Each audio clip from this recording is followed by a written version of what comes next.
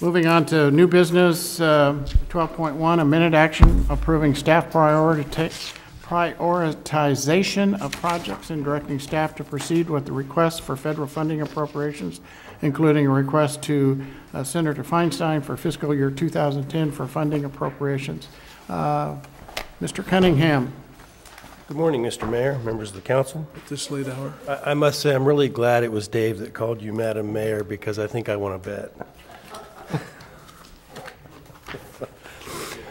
Tonight we're here to talk a little bit about some funding. The office of Dianne Feinstein, Senator Feinstein, has solicited cities in California to submit priority projects for the fiscal year 2010 appropriations process.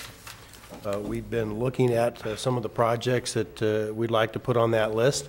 Senator Feinstein's office is indicating that the funding earmarks for 2010 probably won't be as much as some of the previous years. This will be highly competitive. We'll be competing with other cities, so we need to be very selective about our projects. We just don't want to do a shotgun blast through every single project that is on our wish list and end up kind of watering down our list. So we wanted to focus on some of the important projects. In addition to Senator Feinstein's request for submittals, as you are aware, the Obama administration is talking about a economic stimulus package, and one of the priorities in their economic stimulus package is infrastructure projects with the goal of creating jobs. That's not my show. Anyway, so we've been tracking some of the Obama administration's some of the information that's been coming out through our relationship with a number of different agencies, the Solano Transportation Authority, the Regional Water Quality Control Board, some of the agencies that will be helping to administer a stimulus package when it does arrive. The details are still up in the air, but I wanted to give you an update of some of the information I've received over the last few weeks as I've been attending some economic stimulus workshops, if you will.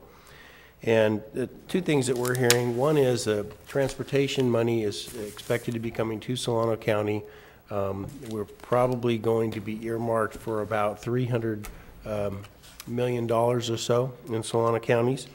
And there's a good chance that Dixon will get somewhere in the range of $300,000 for rehabilitation projects.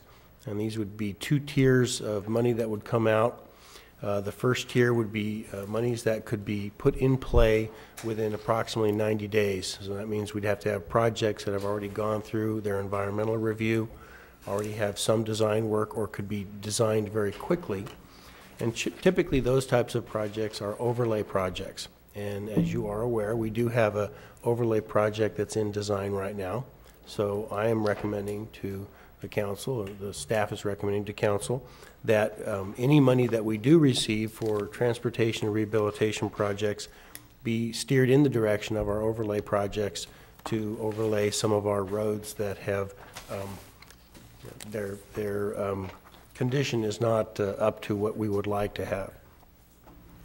Additionally, I attended a stimulus package workshop last week at the state's offices in Sacramento. And there was a lot of discussion about water and wastewater projects. You heard tonight when we were talking about the Northeast Quadrant that water and wastewater is a priority. However, a bit of bad news that we're getting on the water and wastewater projects is it appears that the state is going to be receiving grants from the federal government, so that's free money that the state would receive from the feds. But how the state's going to administer it is they're going to take that money and put it into their state revolving loan fund program, which means the state would then loan the money to cities, and cities would have to pay it back. Not so free. Not so free. The way the SRF loan program works is Hold it just 1 second. Sure. Now, explain to me, now that it's after midnight, how does the state take money that's given to them by the federal government for infrastructure improvements and loan it to us? Well, again, we don't have all of the strict details. The rules haven't been carved in stone yet, so the tablets haven't been brought down from the mountain telling us how exactly we're supposed to administer the money. but the way it is looking like it's going to happen is the federal government will be distributing monies to the states and saying, Use it. figure out how to you use it. want to use it. So you administer it, you dish it out in however you want. Which gives them the authority to put any restrictions or however they want to put it into. Correct. And Sounds again, like you got to pay it back. Well, absolutely. Absolutely. that is true. So basically what I'm doing tonight is I'm trying to just catch you up to where I'm at. Yeah. And again, it's not carved in stone yet. I'll be tracking these things. I'm a member of a number of different organizations that are tracking these things, everything, every day. I'm getting more emails on here's the latest. The numbers are changing. The rules are being finalized. All of the different politicians at the state and the federal level are maneuvering to get certain projects in front. All that stuff's happening, which we're all used to. It's been going on for decades, right? Anyway, so with the water and sewer, it's not as easy as we would like it to be. We would love for the state to hand us a check for $10 million and go out and build a well and a storage tank in the northeast quadrant, or do a sewer treatment plant expansion. Unfortunately, a lot of those projects really support new development. And when you have an SRF loan, you have to present a financing plan of what revenue stream is going to pay this loan back.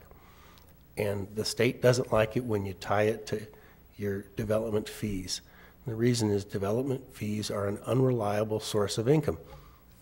Last 2 years, we've had about 3 building permits pulled in the last 3 years. So we don't have reliable development fees.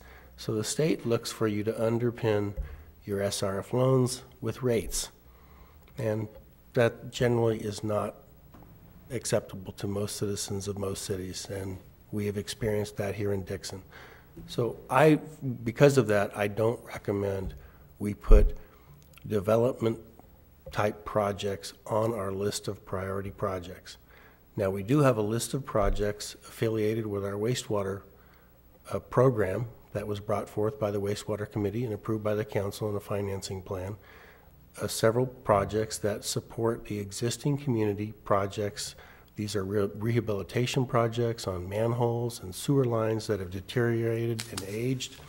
And those are the types of things that we've already put into a project list that's been submitted to the SRF loan. We haven't completed the package, but we're in the system. And that's the first step, get in the system. So one of the things that I'm recommending council consider doing is we might want to look at if we can get some accelerated SRF loan money.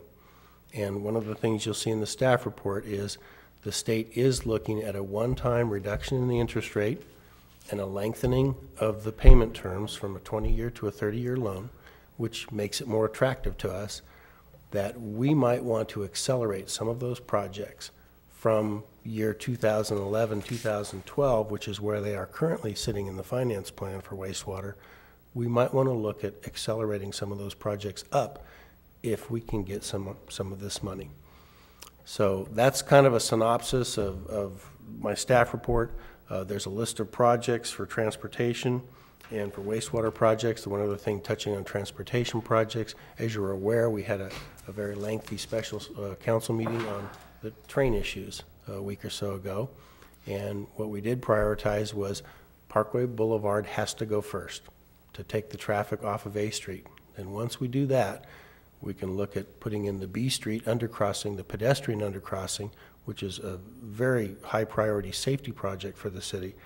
And then third would be the train station. But because we're going to be doing this feasibility study on undergrounding A Street, I don't recommend we put the train station on this list right now. I agree. Just with Parkway Boulevard and the ped crossing, you got $20 million right there.